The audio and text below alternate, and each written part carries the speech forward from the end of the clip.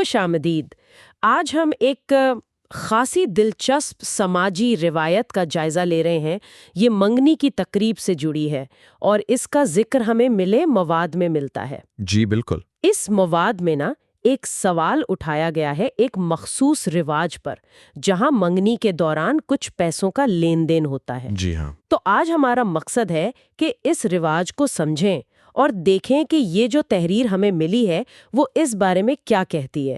چلیں ذرا گہرائی میں جاتے ہیں اس کے۔ ضرور۔ تو یہ رسم جو بیان کی گئی ہے وہ کچھ یوں ہے کہ منگنی ہوتی ہے، مہمان آتے ہیں اور ان کے سامنے ایک پلیٹ رکھی جاتی ہے۔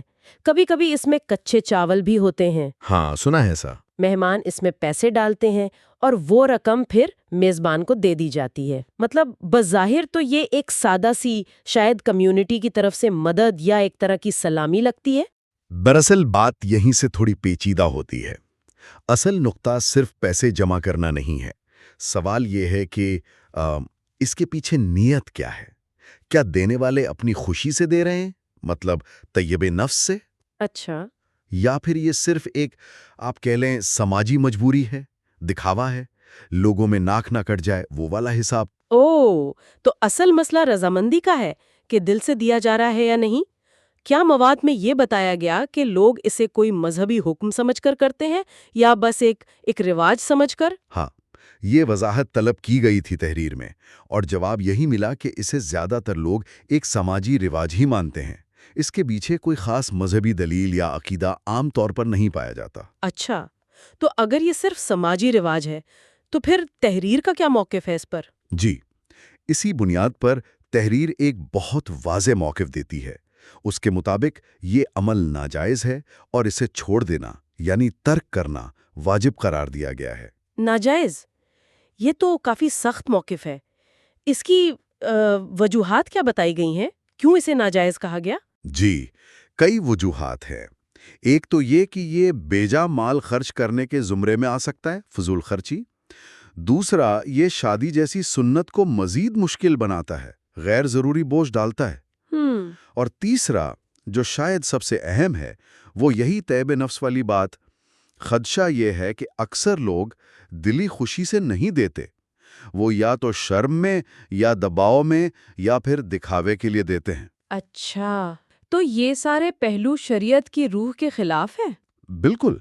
شریعت کا منشا تو معاملات میں آسانی پیدا کرنا ہے، خصوصاً نکاح جیسے معاملات میں۔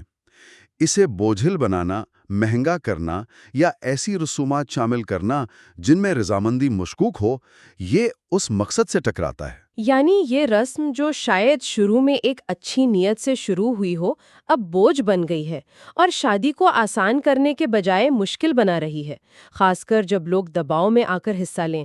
یہ تو واقعی اہم نکتہ ہے۔ جی ہاں، اور یہیں پر وہ لکیر کھینچی جا رہی ہے سماجی روایت اور دینی تعلیمات کے درمیان۔ دین آسانی کا کہتا ہے، ایسی رسومات جو مشکل پیدا کریں وہ ظاہراً ناپسندیدہ ہوں گی۔ اس سے یہ سوال بھی پیدا ہوتا ہے کہ ہماری رسموں کا مقصد کیا ہے؟ کیا وہ دین کے مقاصد سے ہم آہنگ ہیں بھی یا نہیں؟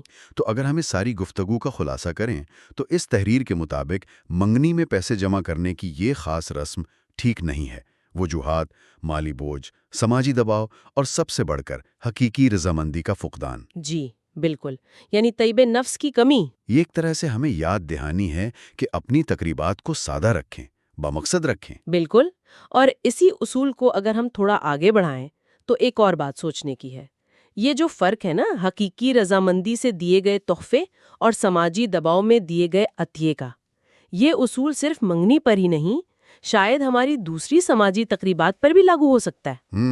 یہ تو غور طلب بات ہے جی، کہ ہم روزمرہ زندگی میں کہاں کہاں اس باریک لکیر کو پہچان پاتے ہیں یا نہیں پہچان پاتے، رضامندی کہاں ختم ہوتی ہے اور دباؤ کہاں سے شروع ہوتا ہے۔ یہ ایک اہم سوال ہے۔